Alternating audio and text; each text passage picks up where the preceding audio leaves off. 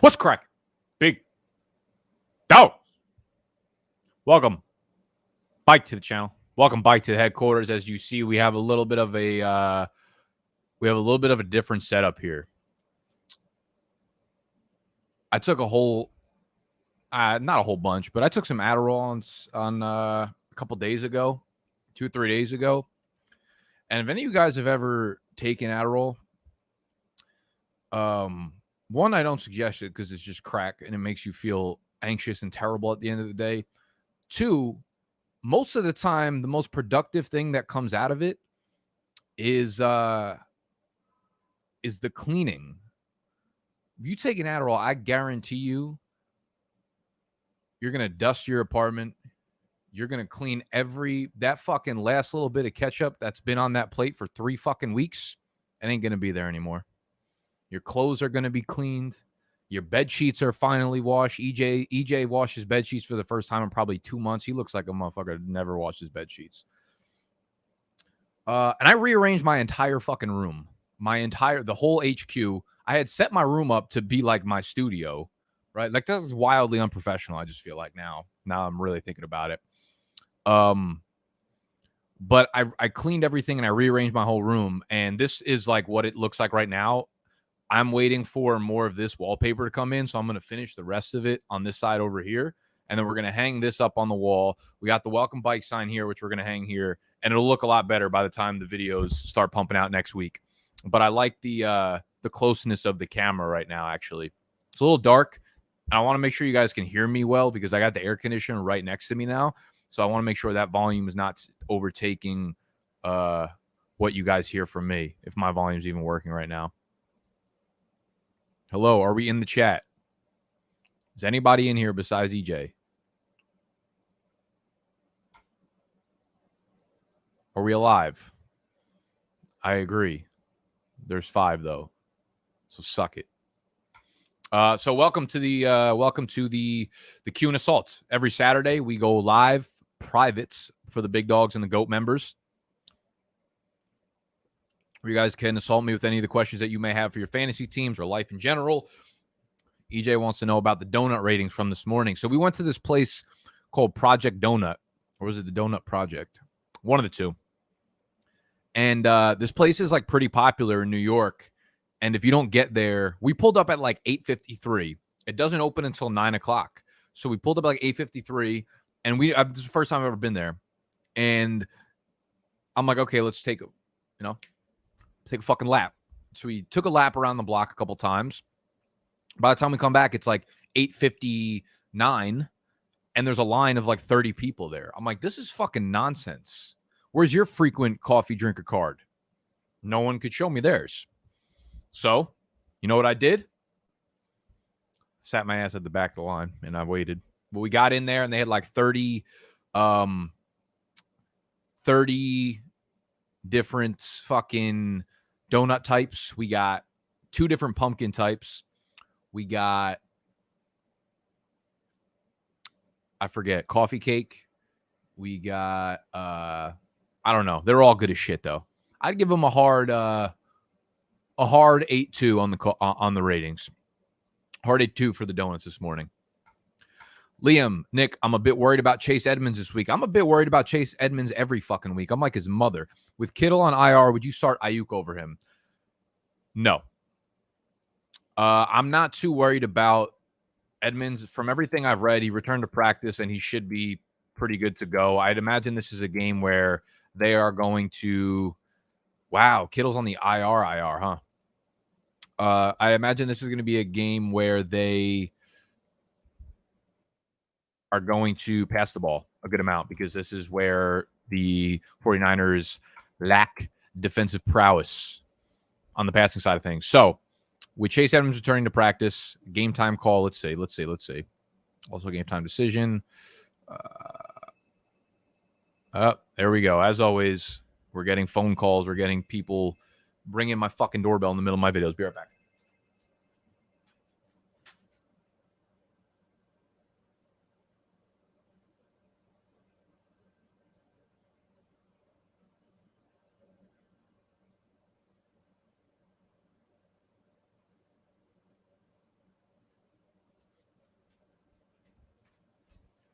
Girl. So no, I'm not going to play Ayuk over Chase Edmonds because Ayuk is just untrustable right now. Untrustable. It's like the fucking Uncrustables.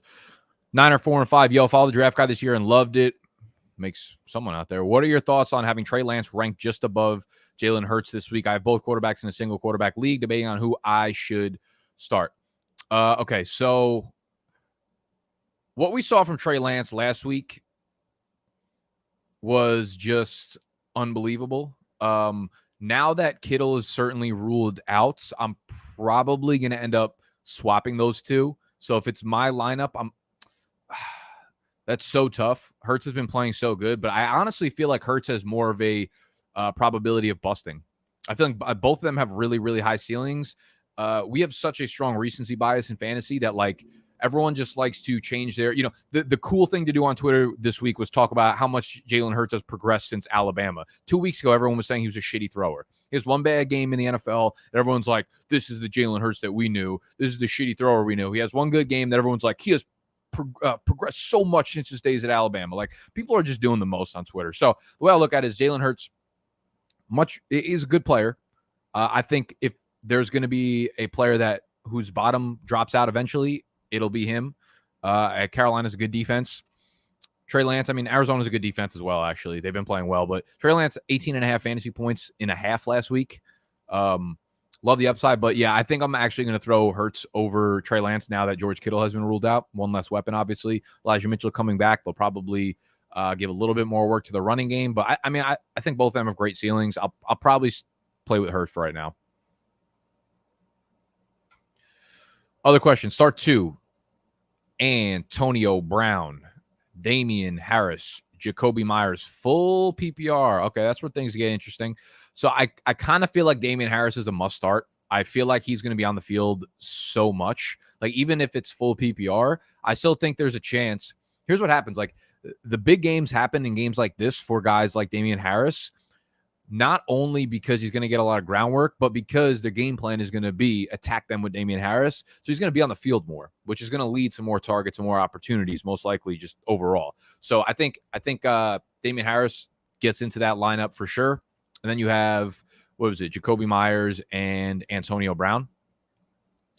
I'm going to roll with Antonio Brown just because I don't want to double up on the Patriots offense. And I think there's a chance that, like, it's one or the other, right? Like, this is the over-under this game is 39 points overall. So New England is projected to have, score like 20 points or some shit like that. 20, 12. No, that's not right. 25 minus 8. No, 23. God, this is difficult for me. No, they're not projected that many points. So there's a chance that, like, all of the touchdowns go to the running backs, which is obviously going to cap Jacoby Myers. But I'm going to go with AB. I think he's got a nice little ceiling there. Gibson, rest of season outlook, and would you trade him for James Robinson straight up half PPR? Yes. If I'm a Gibson owner, I would absolutely take James Robinson there. I am worried about a fucking fracture in his shin. Things you worry about as a fantasy owner, shin fractures. Put on the top of the list. What are your expectations for CEH this week against a stout Buffalo defense after coming off bike-to-bike 100-yard game? Still starting him, debating whether I should put him, Corey Davis, in my flex. What is the league setting, Jake? If it's full PPR, I really wouldn't blame you for throwing Corey Davis in there. I was very high on Davis going into last week.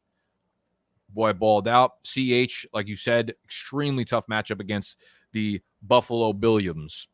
The Buffalo Bills are allowing, I was looking at some stats as a team. Let's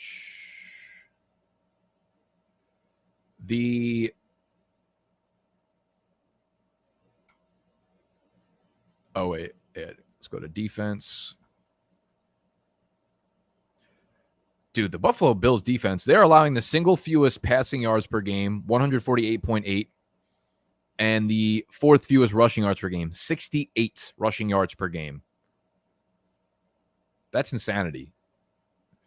They are allowing 3.2 yards per carry to opposing defenses. Not good.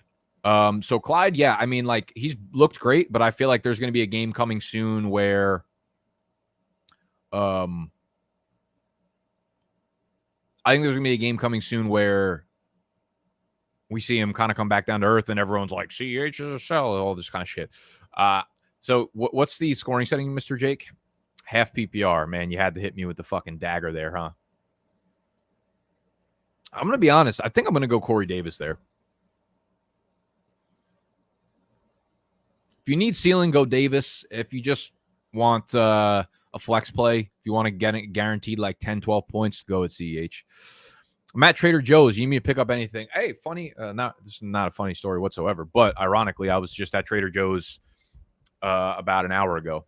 That's why I had to push back Q&Aassault. I forgot that I had to do it at 2 o'clock, and before I knew it, it was like 1:52, and I was at Trader Joe's still. So the 49ers are placing George Kittle on injury reserve, meaning he's out 3 games rather than having the injury nag him all season. I think that's a good idea with the calf. Calf strains are calf strains be a motherfucker, you know? They take weeks and then they linger. So you hate to see it as George Kittle owner. You love to see it as someone who's playing against George Kittle this week. But, you know, Debo to the moon. Hopefully this means something for Ayuk. I feel like Kyle Juszczyk's going to catch 49 passes a game now. Trader Joe's just the GOAT. Trader Joe's is like high-quality food for low-quality prices. It's a beautiful thing. Deontay Johnson, Elijah Mitchell, T. Higgins, Crowder from my flex, full PPR. I need a boost, bit of a boost so you can only take one of them. If I'm only taking one of them, it's Deontay Johnson. The dude's a 10-target-a-game guy every single time. Every single time. If he's healthy, 10 targets a game. Ryan, Reek and Coop starting right now. Higgins in the flex. Would you take Cooper Higgins out to start Moss, AB, or leave it? I would. What's the deal with Amari Cooper right now? Have you heard anything new as of the last couple hours?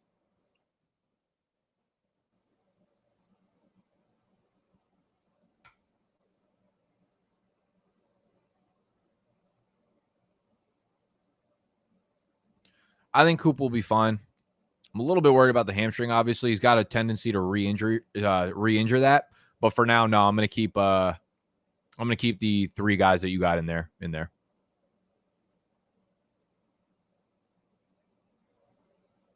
Unless I'm lying and I have AB above Higgins in my rankings. Let me check that out for you real quick.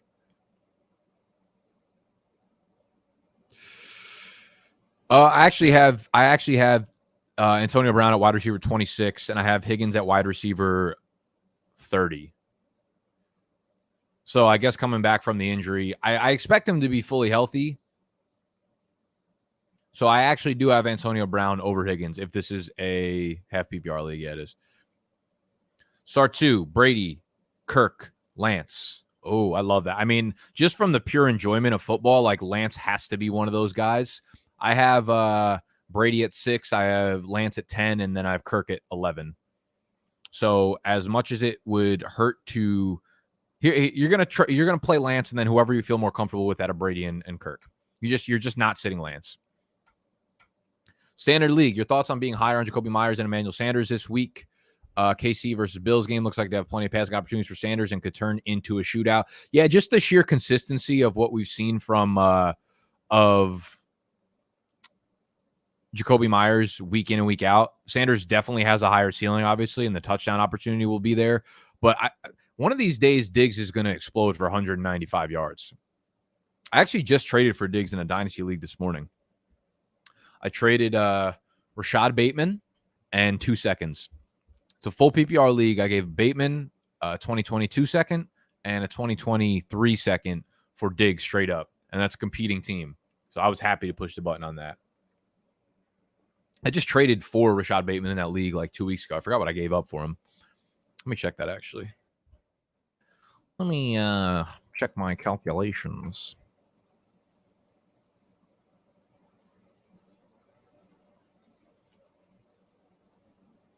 How do we check the history? It's all the way on the bottom. Okay, so I gave up a 2022 first for Bateman and a third. And then I gave up Bateman 2 seconds for Stephon Diggs.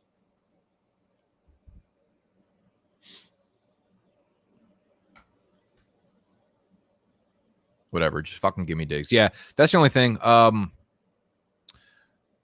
mean, they're probably in the same tier for me.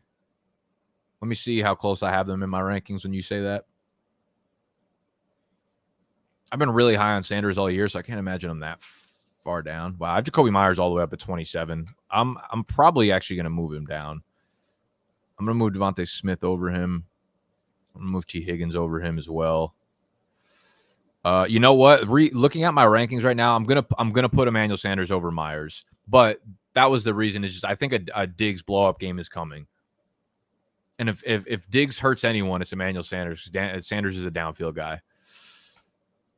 Pick 3, Connor, AJ Green, Michael Pittman, A-Rob, Claypool, and Mitchell. Okay, so I think Mitchell is really hard to play right now. I'm assuming this is half PPR. EJ, is that half PPR or full? What do we got on the settings here? So the way I'm thinking about this is like Connor, obviously you play if Edmonds is out. Otherwise, I'm probably going to sit him. Michael Pittman is definitely getting into my lineup. Claypool, I don't want to get Claypool into my lineup right now. Really tough defense. It's the NYC League. Oh, I'm playing against you, you fucking cunt. I'm probably going to take the 3 middle wide receivers there. Green, Pittman, A-Rob. If you feel more comfortable with Connor in your lineup because Edmonds is banged up, go for it. I personally would probably start those 3 wide receivers, though. With Kittle out, should I start Happy Bar, Schultz, Conklin, Zuma? I don't think you can go away from Schultz right now. The dude is so hot. He's like fucking Zoolander. Big dog, I may have pulled off the fleece of the century. Got offered Tannehill and Nuke for AB and Crowder, 10-team Superflex PPR. Do I feel bad I smashed accept even though it's my father-in-law? Absolutely. You should feel even better about that. Everyone's trying to fucking put their father-in-law in a coffin. What the fuck is he doing that? Follow-up question. Superflex PPR. Do I play Tannehill, Fields, or Nuke in that Superflex spots?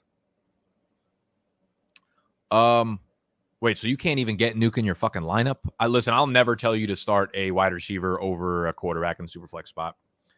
Tannehill, I feel pretty good about because the matchup is so good and A.J. Brown's going to be back, and then Fields is, I feel good enough about. How can you not put Nuke in your lineup, though? What are your thoughts on Cooper right now? What receivers would you move him for in half PPR? I'm a little bit worried about him. I'm not really worried about the offense. I think like these wide receivers are both due for probably blow-up games soon. I'm a little bit worried about the injury, though, because I feel like it's kind of a coin flip, maybe like 40% chance they just re-injures it. So that is my issue. I'm a little bit worried about him. Who would I move him for in a half PPR? I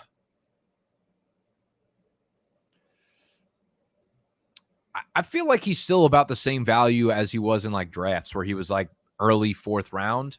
Like I wouldn't move him for Robert Woods right now, but I would move him for. Give me some options. Give me some options, and I'll tell you whether or not I move him. I'd probably move him for Jamar Chase right now, though. Need 3 half PPR. Galladay, Sanders, Latavius Murray, and Darnell Mooney. I like Galladay a lot with Shepard and Slayton still out. I like Sanders a lot. Juicy matchup. Then you have Latavius Murray and you have Mooney.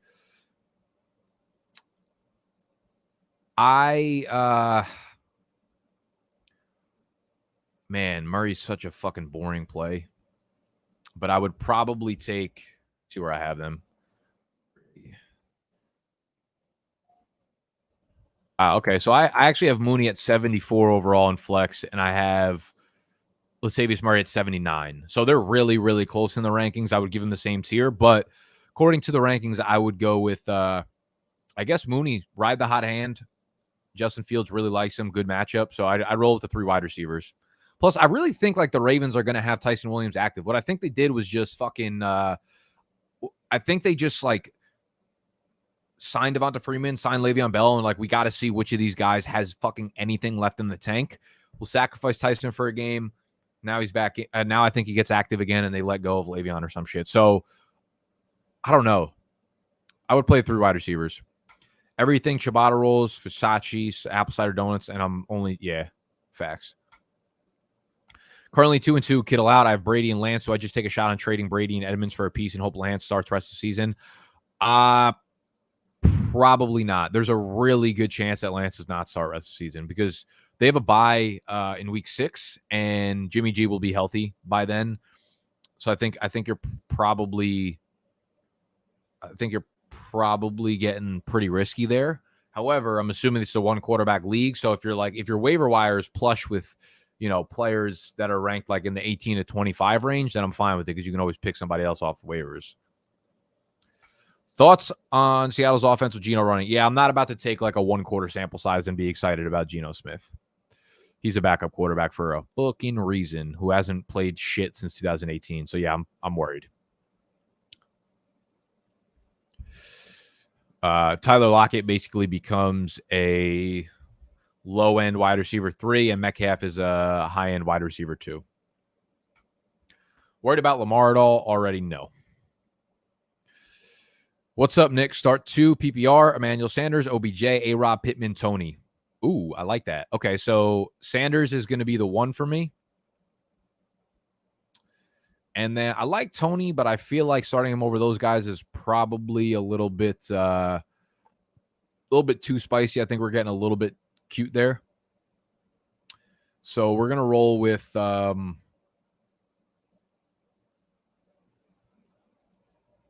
sorry, lost my train of thought for a second. I have Odell, the next ranked player on the list. So here's the thing about the Baker Mayfield injury, by the way. This shit happened in week 2. So everything he's done, everything he's thrown, like the week that OBJ came back and everyone was like, he looks back, he looks good. Baker was dealing with the shoulder injury there. So, yeah, some of his throws might have been skewed last week by the shoulder injury, but he's also been dealing with it for 3 weeks now. So if you thought he looked good or OBJ looked good at any point over the last couple of weeks, that was with him in it. So really close for me with OBJ, A-Rob, and Pittman, those 3 guys. I don't know how you could trust A-Rob at this point. Wouldn't be surprised if he ends up being the right pick, but like probably going to be OBJ there for me. Another one. Now Kittle's out. Conklin or Ertz, same league. Here's what I'll do. If Dalvin Cook is out, I'm going to go with Conklin. If he's not, I'm going to go with Ertz. Trey Lance, Kirk Cousins, or Joe Burrow in 4 points. Trey Lance for me. I love me some Trey. I can't wait till he puts up 6 fantasy points and everyone wants to fucking absolutely kill me.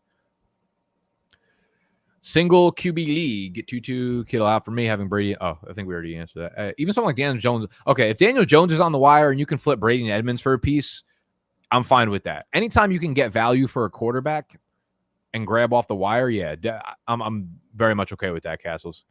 Season. Can't put Nuke in my lineup over Eckler, Saquon, or Keenan Allen, can I? Superflex PPR, got Kupp and Henderson already locked in. God damn, that's a good team, bro. Honestly, that's like too good of a problem to have. I think, I'm going to be honest, I think you could probably put Nuke in over Keenan Allen. As shitty as it's going to feel, sitting Keenan Allen, he hasn't really had a lot of ceilings games, and this Browns defense has been absolutely fucking electric. Let me see what the matchups are going to be like for Keenan against the cornerbacks this week.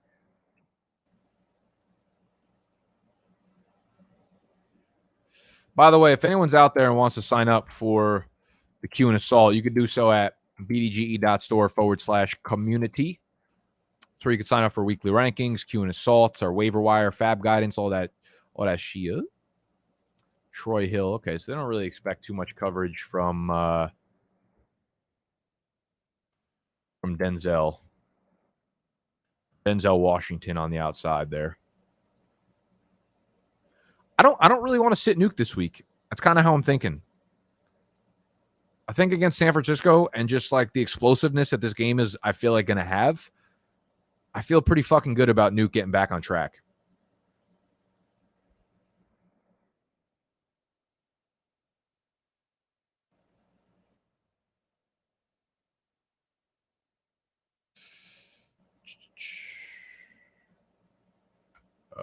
No, who's I looking at? Oh, Keenan. Yeah, they don't project him to see a whole bunch of Greedy Williams or Denzel Ward, who have both graded out really, really well. Actually, Troy Hill's graded out well, too. All their cornerbacks are playing well. I don't know, man. It sucks to sit Keenan Allen in a PPR league, but like I don't think you can go wrong way, like either way. Is Tyson worth a pickup if he was dropped? Yeah, if you got roster space, it's probably getting too cute, but if you got roster space and you could pick up Tyson Williams, I think it's worth doing. I think it's worth picking up Kenyon Drake if he was dropped too, because Peyton Barber is obviously out for a little while, and Josh Jacobs is a little banged up. So tell Mel I said hi. She actually just texted me a couple of minutes ago. She was like, tell EJ to give me another chance, please. Please. If Cook is out, would you play Madison or Deion? If Cook's out, you got to play Madison against Detroit. He's a must start. Top 10 running back. Which side of the trade do you like? Cooper, Eckler, AB, or Saquon Diggs? Saquon and Diggs. Oh, wait, hold up.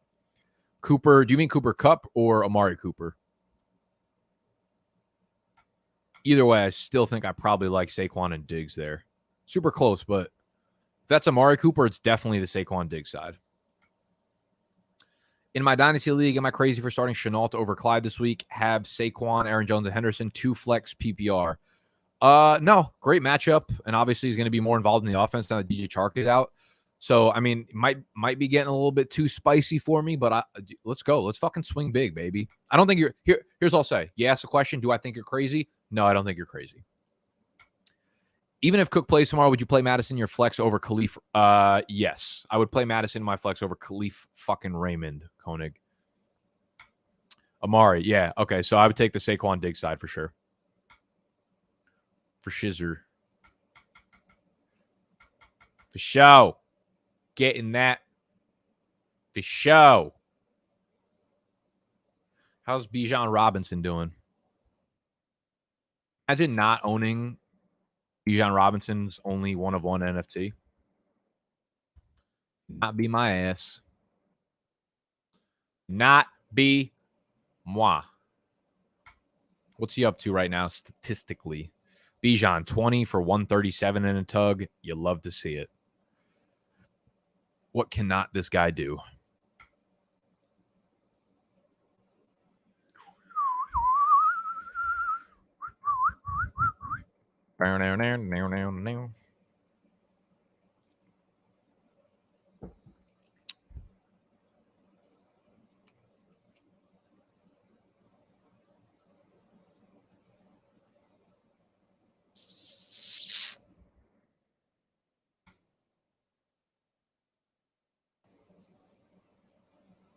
Ooh. Sorry, I don't know what I'm doing. I'm on OpenSea looking at NFTs right now. Would you trade Godwin plus Crowder for Cordarrelle Patterson and Waddle in a season long? No, I would probably continue to take the Godwin and Crowder side. Hear anything on Sermon versus Mitchell? I know the Niners reporters are asked, but I haven't seen much on what split is going to look like. No, I haven't. I'd imagine Sermon has forced a committee, though, and I highly doubt that they just trust Elijah Mitchell to be the every down back now. So I honestly think this becomes a 3-way committee. I don't think, as much as you want to start a running back there, I don't think any of them are trustworthy or startable because I think it's going to be Sermon, Mitchell, and Juszczyk. I think all 3 of those are going to get very involved, and you're not going to know who's going to get the goal line work. You're not going to know who's going to get targets back there. So I feel shitty about it. How are you going to feel when the Falcons lose to the Jets? You probably won't be surprised, to be honest. Nothing surprises me about Atlanta, and nothing surprises me about London games. It's going to be like 17 to fucking 13, and the people in London are still going to love it. They're going to eat it up and be like, this tastes better than fucking crumpets. Like, you just watched the shittiest football game of all time. Which I can't believe London people like English people like American football. I feel like if I were them, I'd be pissed. I'd be like, you take our fucking name, you take the name of our best sport, and then you come into our fucking house and you play it in our faces? We're some wildly disrespectful people in America, man. We really are. You love to see it. I have Metcalf, Green, Ayuk, and Bateman at wide receiver, by the way, Nick, in that league for the trade. I forget what the fuck you were talking about. Oh, would you trade Godwin Crowder for Cordarrelle Patterson plus Waddle in season long? Nah, man, I feel like you really need Godwin Because what's going to happen is Green's eventually going to fall off. Ayuk and Bateman, you really don't know what the fuck you got there. So I feel like you kind of need Godwin as that wide receiver too.